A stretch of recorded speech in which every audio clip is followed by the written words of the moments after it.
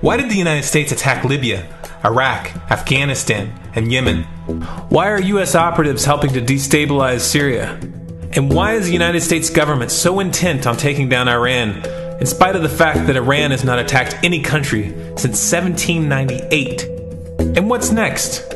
What are we headed for? When you look at the current trajectory that we're on, it doesn't make any sense at all if you evaluate it based on what we're taught in school. And it doesn't make any sense if you base your worldview on the propaganda that the mainstream media tries to pass off as news. But it makes perfect sense once you know the real motives of the powers that be. In order to understand those motives, we first have to take a look at history. In 1945, the Bretton Woods Agreement established the dollar as the world reserve currency, which meant that international commodities were priced in dollars. The agreement, which gave the United States a distinct financial advantage, was made under the condition that those dollars would remain redeemable for gold at a consistent rate of $35 per ounce. The United States promised not to print very much money, but this was on the honor system, because the Federal Reserve refused to allow any audits or supervision of its printing presses. In the years leading up to 1970, expenditures in the Vietnam War made it clear to many countries that the U.S. was printing far more money than it had in gold. And in response, they began to ask for their gold back. This, of course, set off a rapid decline in the value of the dollar. The situation climaxed in 1971 when France attempted to withdraw its gold and Nixon refused. On August 15th, he made the following announcement. I have directed the Secretary of the Treasury to take the action necessary to defend the dollar against the speculators. I have directed Secretary Connally to suspend temporarily the convertibility of the dollar into gold or other reserve assets, except in amounts and conditions determined to be in the interest of monetary stability and in the best interest of the United States. This was obviously not a temporary suspension, as he claimed, but rather a permanent default. And for the rest of the world who had entrusted the United States with their gold, it was outright theft. In 1973, President Nixon asked King Faisal of Saudi Arabia to accept only U.S. dollars as payment for oil and to invest any excess profits in U.S. Treasury bonds, notes, and bills. In return, Nixon offered military protection for Saudi oil fields. The same offer was extended to each of the world's key oil-producing countries, and by 1975, every member of OPEC had agreed to only sell their oil in U.S. dollars. The act of moving the dollar off of gold and tying it to foreign oil instantly forced every oil-importing country in the world to start maintaining a constant supply of Federal Reserve paper. And in order to get that paper, they would have to send real physical goods to America. This was the birth of the petrodollar. Paper went out, everything America needed came in, and the United States got very, very rich as a result. It was the largest financial con in recorded history.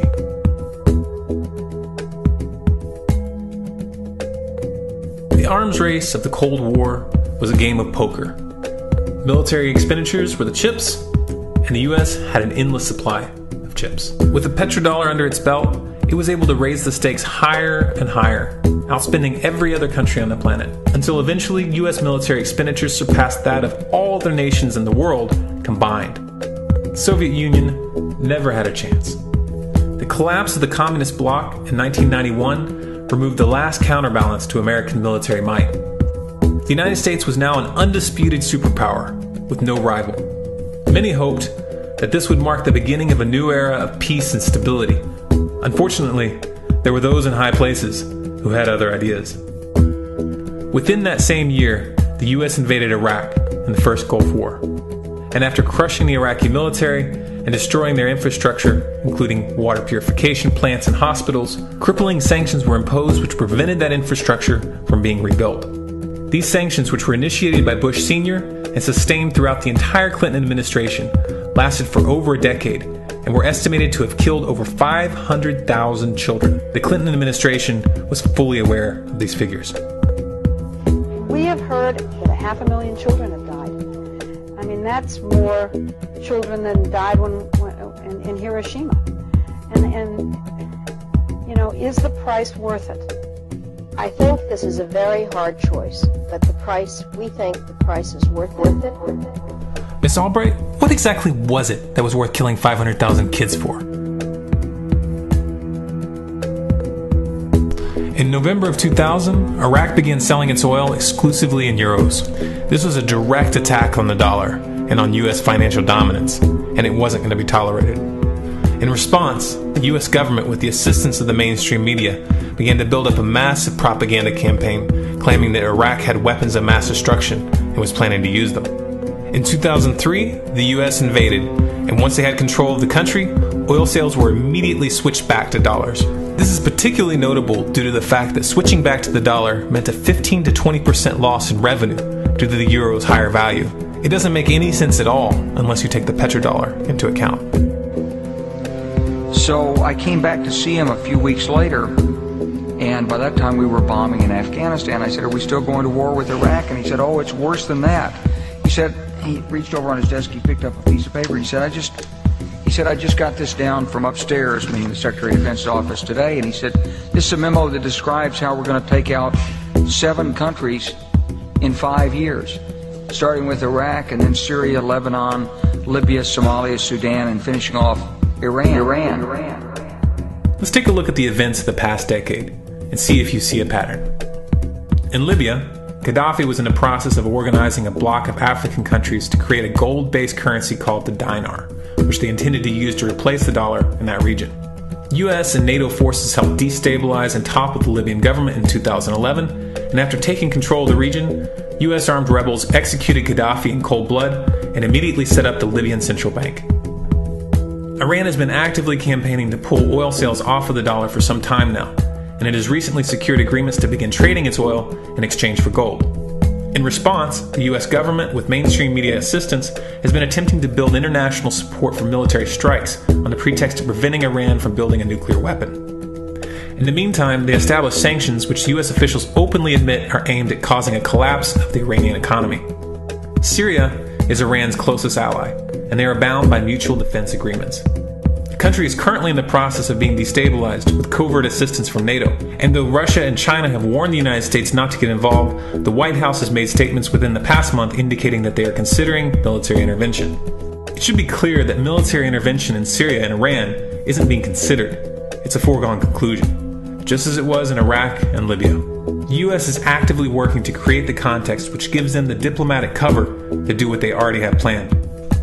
The motive for these invasions and covert actions becomes clear when we look at them in their full context and connect the dots. Those who control the United States understand that even if a few countries begin to sell their oil in another currency, it will set off a chain reaction and the dollar will collapse. They understand that there is absolutely nothing else holding up the value of the dollar at this point, and so does the rest of the world. But rather than accepting the fact that the dollar is nearing the end of its lifespan, the powers that be have made a calculated gambit. They have decided to use the brute force of the US military to crush each and every resistant state in the Middle East and Africa. That in itself would be bad enough, but what you need to understand is that this is not going to end with Iran. China and Russia have stated publicly, and on no uncertain terms, that they will not tolerate an attack on Iran or Syria. Iran is one of their key allies, one of the last independent oil producers in the region, and they understand that if Iran falls, then they will have no way to escape the dollar without going to war. And yet the United States is pushing forward in spite of the warnings. What we are witnessing here is a trajectory that leads straight to the unthinkable. It's a trajectory that was mapped out years ago in full awareness of the human consequences. But who was it that put us on this course? What kind of psychopath is willing to intentionally set off a global conflict that will lead to millions of deaths just to protect the value of a paper currency? It obviously isn't the president. The decision to invade Libya, Syria, and Iran was made long before Obama had risen to the national spotlight. And yet, he's carrying out his duty just like the puppets that preceded him. So who is it that pulls the strings? Often the best answer to questions like this are found by asking another question. Qui bono? Who benefits? Obviously, those who have the power to print the dollar out of thin air have the most to lose if the dollar were to fall. And since 1913, that power has been held by the Federal Reserve. The Federal Reserve is a private entity owned by a conglomerate of the most powerful banks in the world. And the men who control those banks are the ones who pull the strings. To them, this is just a game. Your life and the lives of those you love are just pawns on their chessboard. And like a spoiled 4-year-old who tips the board onto the floor when they start to lose, the powers that be are willing to start World War III to keep control of the global financial system. Remember that when these wars extend and accelerate. Remember that when your son or your neighbor's son comes back home in a flag-draped coffin. Remember that when they point the finger at the new boogeyman. Because the madmen who are running this show will take this as far as you allow them to. So how much time do we have left? It's a question I hear constantly, but it's the wrong question. Asking how much time we have left is a passive posture. It's the attitude of a prisoner who's waiting to be taken out to a ditch and shot in the back of the head. What are our chances? Can we change course? Also the wrong question. The odds don't matter anymore. If you understand what we're facing, then you have a moral responsibility to do everything in your power to alter the course that we're on, regardless of the odds. It's only when you stop basing your involvement on the chances of success that success actually becomes possible.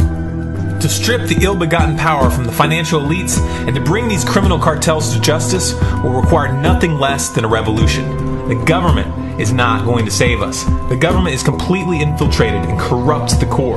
Looking to them for a solution at this point is utterly naive. There are 3 stages of revolution, and they are sequential. Stage 1 is already underway. Stage 1 is the ideological resistance.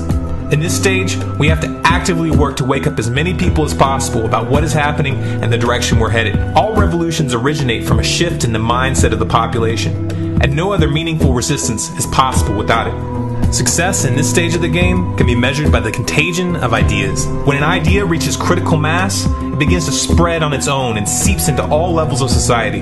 In order to achieve that contagion, we need more people in this fight. We need more people speaking out, making videos, writing articles, getting this information onto the national and international stage. And we especially need to reach the police and the military.